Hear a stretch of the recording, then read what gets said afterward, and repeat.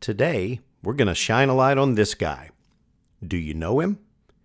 If not, you definitely should.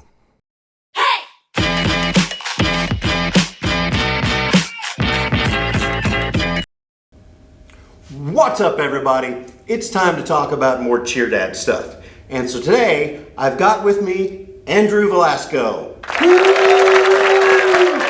Let's start off with this. Andrew, why don't you tell us about when you got into being a cheer dad, your daughters got into cheerleading, and what that was like for you.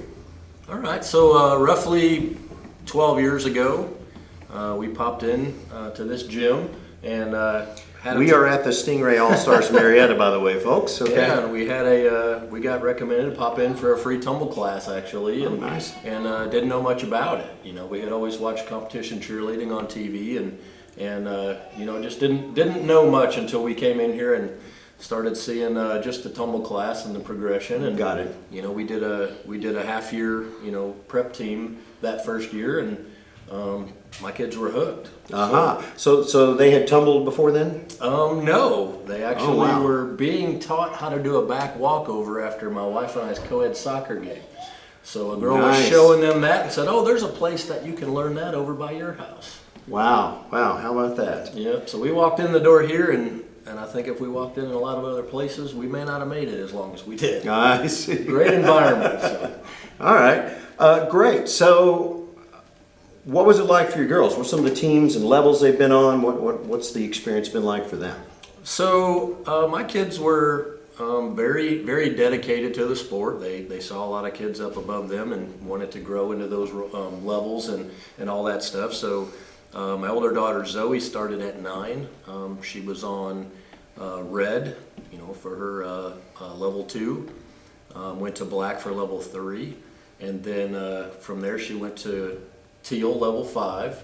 Nice. Rolled into green, junior 5, and then she kind of had a year where she got pulled up to orange for about half the year, and then she landed on steel for 2 years and won a world championship. Nice. My daughter Peyton was 6 when she started, and she had a similar path. She did peppermint level 1. She went to red level 2, and then she jumped to level 5 teal. Wow, nice. So between the two of them, we had a couple years on teal and about 3 years on green, and then Peyton landed on peach and spent 4 years there.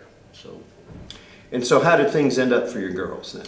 My girls ended up cheering on the same team on peach and both winning a world championship last year together, which was amazing. So.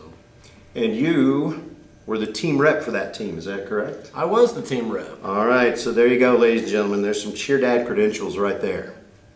So Andrew, when a lot of dads get into this, they're not sure what to think about All-Star Cheer, and they may not be quite on board with it yet. So was it that kind of experience for you, or was it something where you were on board immediately, or whatever you needed to do to support your daughters? What was it like? So for me, and I think for me and my wife, our philosophy was expose your kids to things and find out what they gravitate towards. What are they good at? What do they want to be involved in? We don't want to push them through anything they don't want to be around. So both my kids actually tried soccer. My wife was a Division I All-American, all this stuff for soccer, and so we thought that might be our path. A lot of the folks that we grew up with, their kids grew up into soccer and played all the softball, baseball, basketball, those things we did. Got it. And after that first year of prep team, then the kids came out and said, "Hey, we want to do this," and I first. And by this you mean cheer? By the All-Star cheerleading. Got it. When we got into the discussions around that as a family and said, I really think that this would be a great thing for them, but can I get them here, 2 kids, to the commitment, all those kind of things. That's some of the tentativeness that I had, not knowing what that schedule looked like just yet. So is there anything that you would have done differently looking back on it, or are you good with how things went?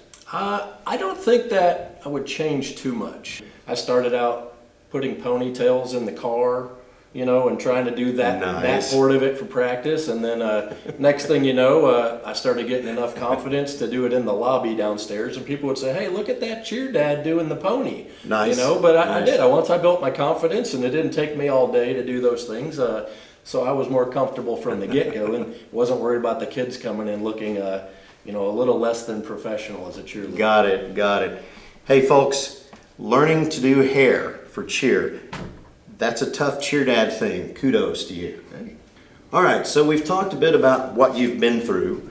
What's next for you? Is this, are you done with your cheer dad journey, or is there more to go here? What's up? So I have a kid that did cheerleading, all-star cheerleading through her super senior year, and she went on to college and cheers at Kennesaw State University. Woo! Shout out Kennesaw State. Hooty hoo! So she actually won the national championship with Kennesaw State. Nice. Last year in Daytona. It was great to see her carry her experience into college, and a bunch of familiar faces on that team that she still cheers with that came from Stingray. So, nice. For those of you who may not be aware, winning at Daytona is big. it's the biggest for sure. And if you've ever seen that Netflix show Cheer, they talk about it a few times. Yeah, it's mentioned once or twice there, I think. All right. Well, for me, here's the big question. We've got a lot of cheer dads out there, and this may be a brand new journey for you. You just found out that your son or daughter or more than one kid wants to cheer. You don't know that much about it. You're trying to decide whether or not you want to get involved. What would you do? What do you think that a cheer dad should do to be a great cheer dad? Well, I think being a great cheer dad comes with being a great dad, and being there for your kids no matter what they do, supporting the kids, stepping back and let them do their thing, and kind of help guide them along just like you do through life, and just be there. Be there for them. You always love it when you see that dad come around and get to see the things that the kids are doing, and Absolutely. Be there to scream and cheer them on and support them when they're at that competition. And I think Wait.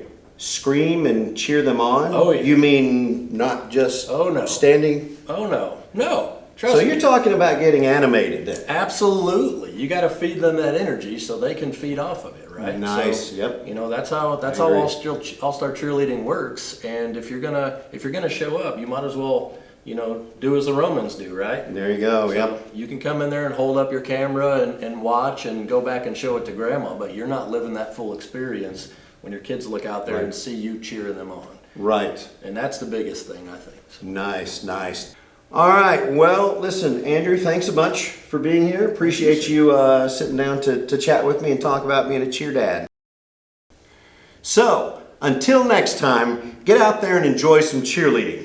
And don't forget to be awesome.